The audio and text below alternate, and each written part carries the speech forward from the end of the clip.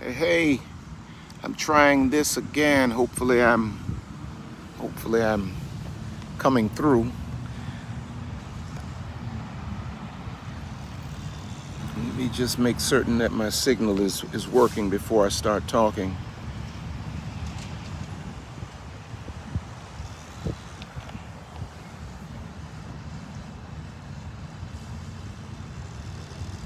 All right, let's see. All right, I think we might be. Yeah, I think we may be in business. Hope everybody's doing good today. I'm out here trying to get my little walking in. But I had a thought based on just something I face, on a regular basis, and that is people are always questioning. Basically, they're questioning: should I protect myself from a person that has already proven to me that they are harmful and dangerous? And when I say dangerous, I'm not necessarily talking about physically dangerous, but emotionally dangerous. It's like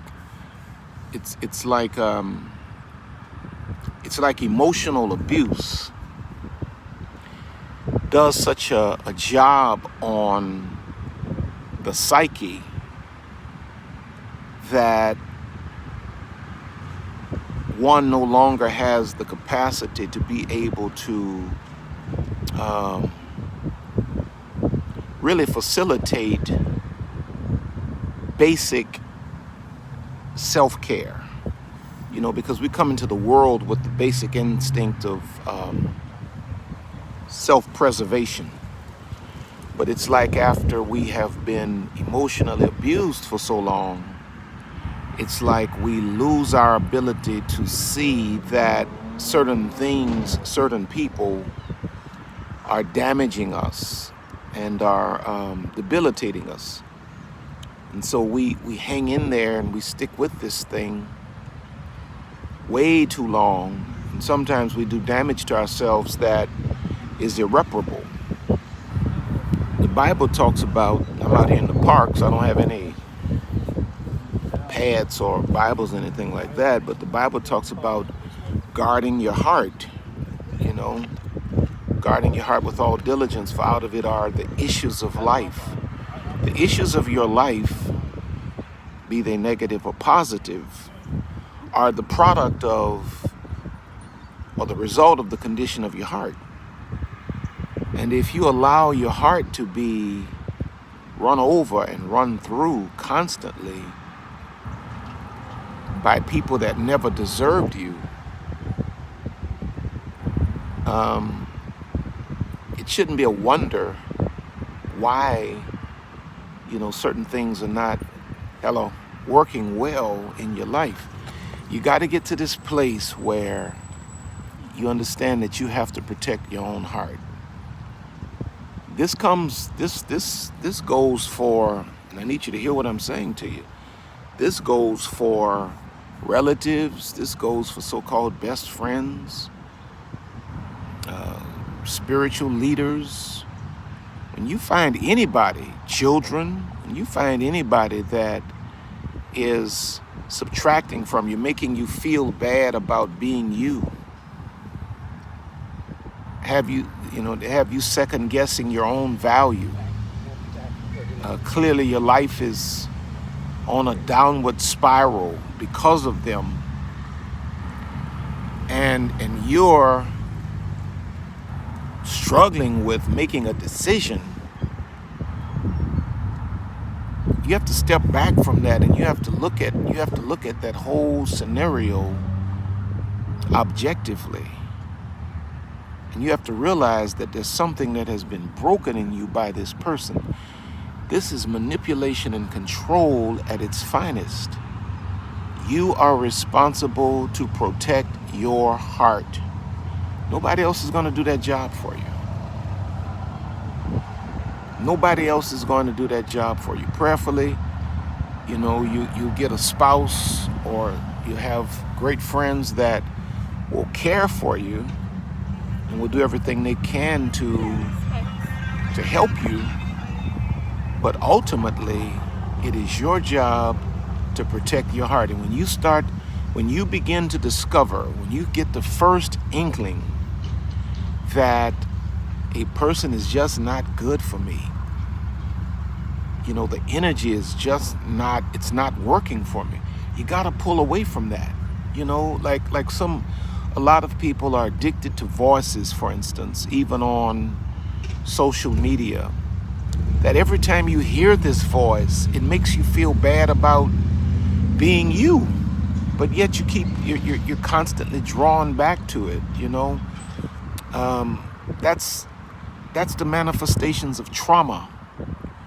You have to really step out of this situation. You have to divorce yourself from all of these ideas of what brings value to you, because a lot of times the reason you're stuck in these situations is because subconsciously and maybe even consciously, you don't believe that you're worth much without this particular connection. And that's what toxic people will do to you. They will make you feel like they bring the value to you, and without them, you are nothing. And then you buy into that, and then they make you a lifelong punching bag.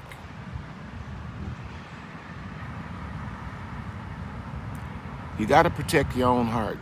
I remember, I remember so vividly when I was a young kid, and I tell you all my testimony all the time about how I was a teenage father. Not to feel sorry for me, because I was a mischievous, young man.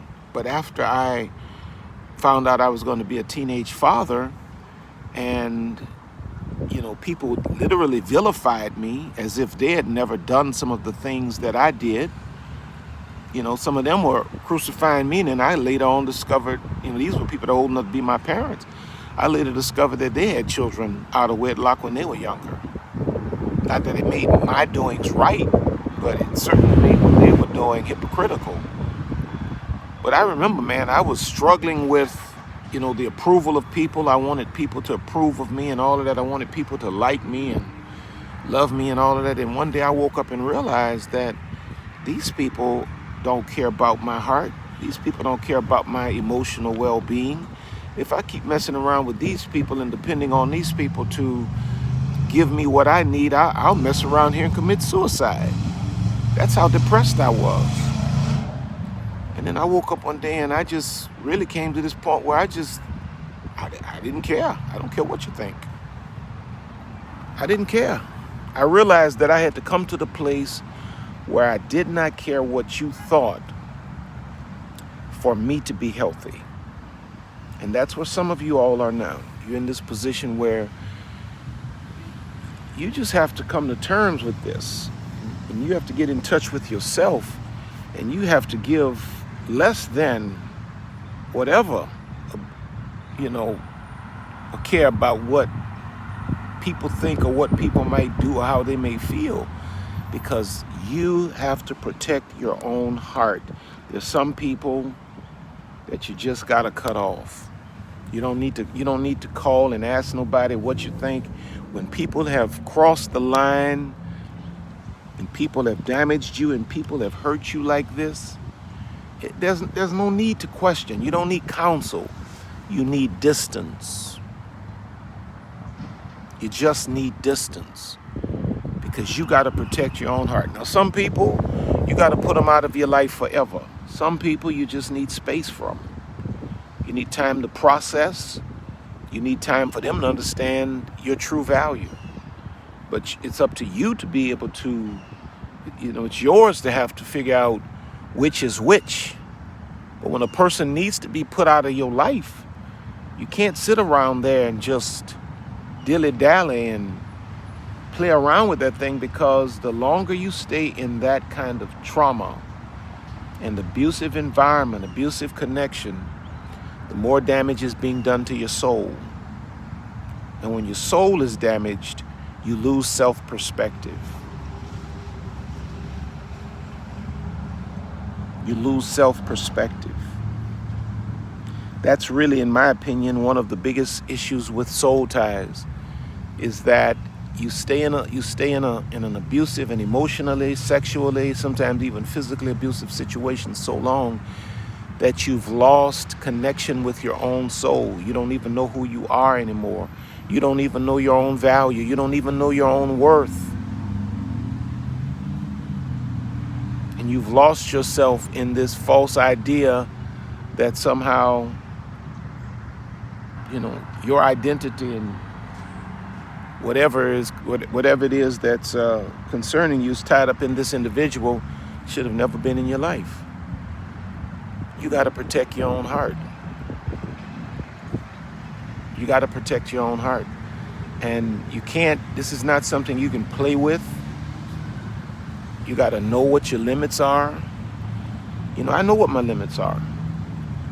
And there are times in my life, people that know me and really, really know me, they understand. And they don't judge me for it. But there are times in my life that my world gets so hectic that I just have to pull away. I need some space. I need some time to myself. I don't need all the noise. I don't need all of the drama. I don't need all of that. I need to be to myself. And people that really know me, they don't judge me on that. Because it's my job. It's my job to protect my own heart. Nobody else is going to do that for me. It's your job. Even when you get married, it's your job to protect your own heart. And you know what? A major part of protecting your heart is being able to be honest with people about what you need, what you like, what you don't like. It's being strong enough to step away from situations that don't agree with you. It's getting to the place where you're not so concerned with how people feel or what they think. You're more concerned with people's feelings than you are your own emotional well-being. You're concerned about the feelings of people that clearly care nothing for you. If they cared for you, they would not have done some of the things they've done. And when people really care for you, they can discern, they can just pick up on the fact that you are in a broken state. How can you be as broken as you are and be around people that you say love you and they not even pick up on the fact that you're not yourself, at least, and never have a question for you? Your heart is your responsibility. You're not responsible for all of these people. I'm sorry. I hate to just put it to you that way. And I know that some of you all, like me, are Christians and come out of the church like me. But the church, in a lot of cases, has misled us to believe that, to love people with the love of God means to lay down and be a doormat. I'm sorry. I can't find that nowhere in the Bible. You got to love God with all your heart, love your neighbor as you love yourself. Meaning I got to love me before I can love my neighbor. And you just got to protect your own heart. You got to stop waiting on somebody to swoop in and save the day. You got to stop waiting on somebody to be your superhero. You got to be your own superhero now.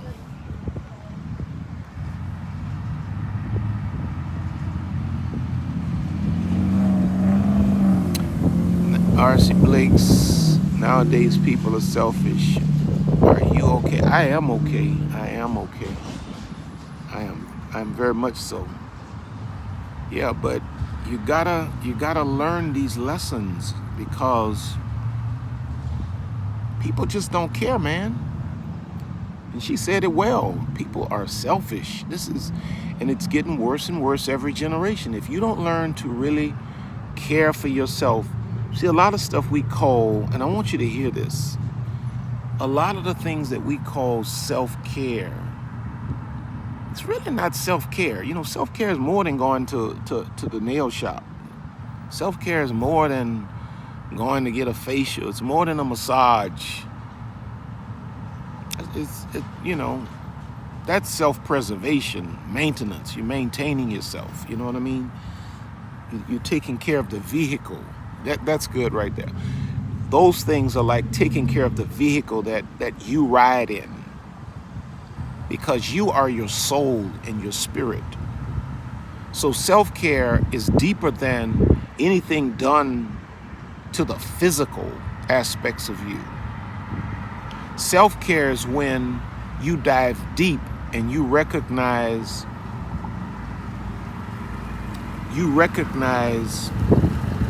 who's not good, what's not good, what you need, what you don't need, what you have, what you don't have, and you're honest with yourself, and you begin to adjust your life from that perspective. You can look and say, okay, this job that I have is toxic and it's not working for me, and you're able to transition out. That's self-care. These people that I have in my life are not healthy for me. I gotta get these people out of my world. That's self-care. Loving you enough to put you first. See that statement right there that I just made? Loving you enough to put you first. That brought shockwaves through a lot of you, because you've been so conditioned to believe that it's wrong to put you first. But let me ask you something. This is a conversation I had with my wife some time ago, because she has the tendency to put me, the children, the church, and everybody else ahead of herself. And I looking at how she's wearing herself out on the behalf of all of us. And I'm like, well, you're like the most important person to all of these people. What's the best thing you can do for all of us? The best thing you can do for all of us is to take care of you. So there's some days that I anticipate and I expect you to be able to say, no, babe, I can't do that right now. No, children, I can't do that right now. No, church, I'm not going to do that right now, because I got to do this for me. Putting you first is taking and putting everything and everybody else that you love and that really should be in your life, it's really putting them first. Because you can be nothing to me that you've not first been to yourself. You can't preserve me or your children if you don't preserve you. That's one thing about mothers. You know, it's just a natural thing about mothers and wives. Y'all will kill yourselves for your husbands and your children. But in most cases, husbands and children, they ain't, you know, they ain't bending over backwards like that for you. You got to learn how to take care of you, because nobody else will. In most of our lives, the last person that really would take care of us was mama.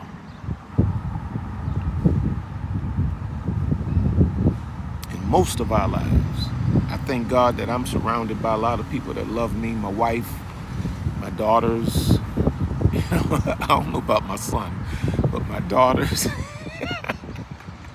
they'll take care of their dad, you know. But in most cases, you all you got. You all you got. You know, and don't be so in love with somebody or the idea of somebody that you destroy you. Yeah. Because at the end of the day, you are responsible to take care of your own heart, your emotions, your psychological well-being. That's your responsibility. And we need you whole and complete. We don't need you just out here looking good and talking good and you're wrecked psychologically. You're broken emotionally. We need you whole and healthy.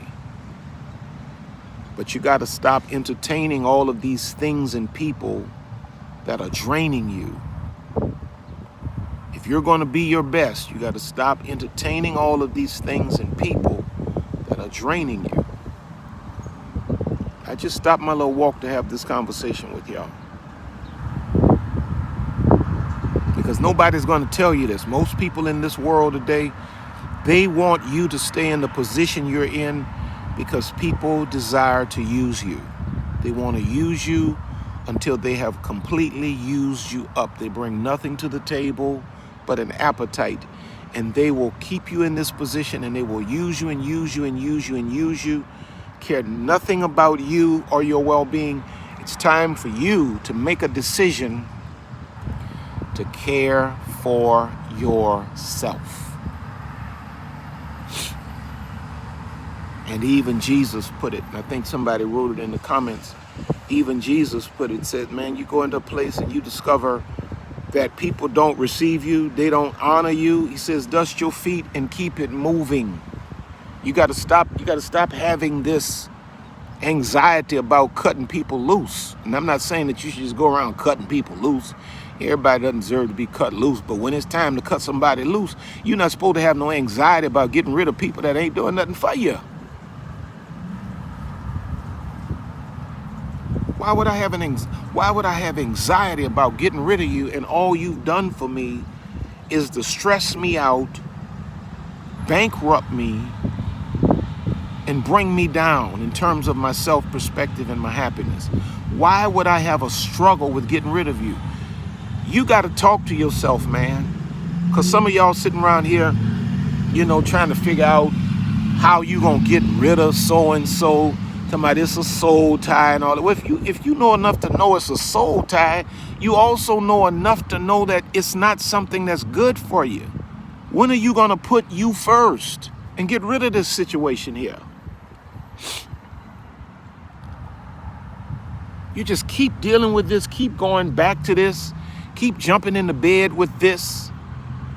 And as soon as you get out of the bed with this situation, then you want to come and tie all your friends and your family up, talking about it's a soul tie, and then every other weekend you back in the same situation again. When are you going to put you first? That's my whole message, man. People don't always understand where I'm coming from. But I've been there, you know what I mean? I've been there where I had to learn how to live my life as an individual. I've been there where I had to be my own best friend. I've learned how to do these things. It's the only way I got healthy. As long as I was tied to, when I made up my mind that I'm gonna do whatever's necessary for me to be good, I can't take care of my children. I can't take care of my wife, my mother, nobody else if I'm not good. So when I find out that you are not agreeing with me, more than likely we ain't gonna have no conversation. I'm just done. I'm out. I'm done. Because I'm gonna always separate myself from the things that are separating me from myself.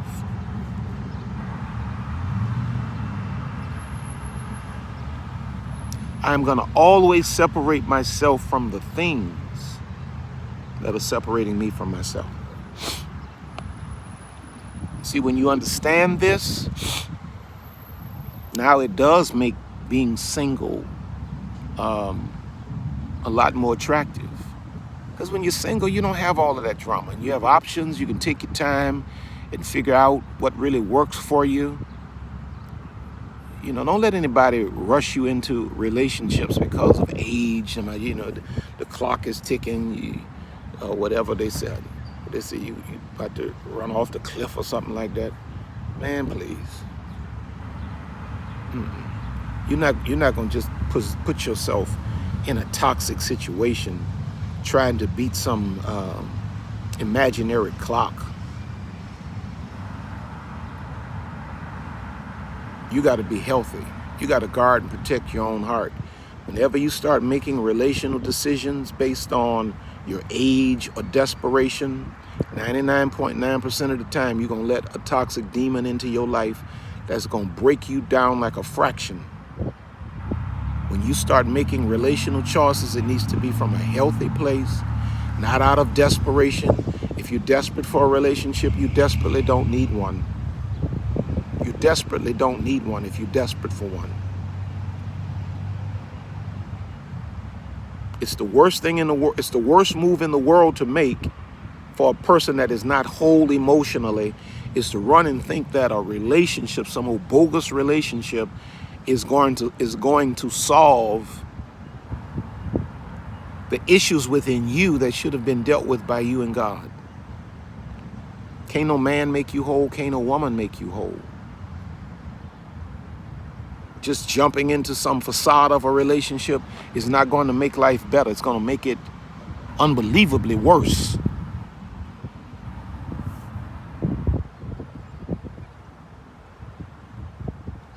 So I was just thinking, I was walking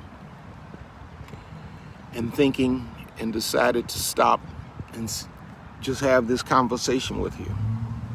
You have to be the guardian of your own heart. The same way you protect everybody else, I need to see you protect you like that.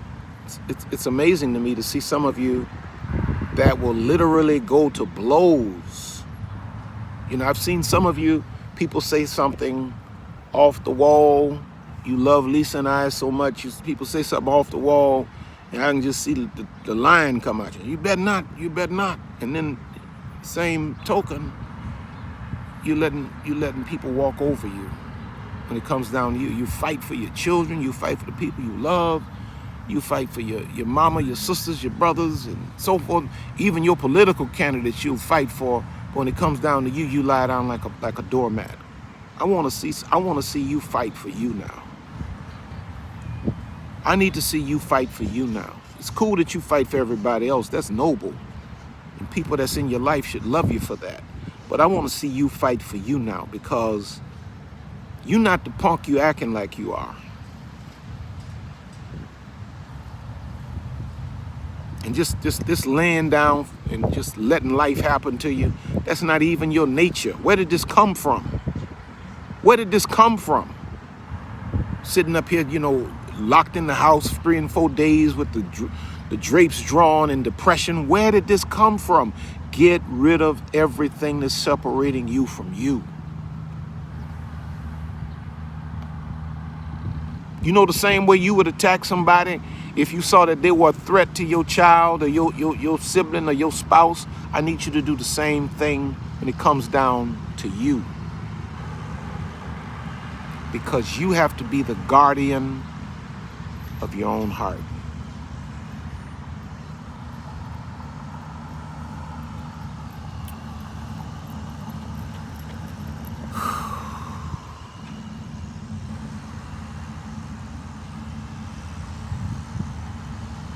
I love you all. This is just impromptu. It's just impromptu. I may come back tonight. I may have a proper have a proper sit down with you. Have a proper sit down with you. You all haven't heard from me for a while because I've been a little under the weather. My first day walking, really this week. I've been a little under the weather, but I'm feeling a little better today. We're not doing no 10 miles today, though. I think we might get 2 and go sit down somewhere. But I love you all, really do. I love you, love you, love you, love you. And y'all know what to do. Check out all of the, check out the description for everything. Links to everything, my other social media, my online programs, BetterHelp counseling if you need that. And just know I love you. Sign up for my mailing list. If you've not signed up for my mailing list, please sign up for my mailing list.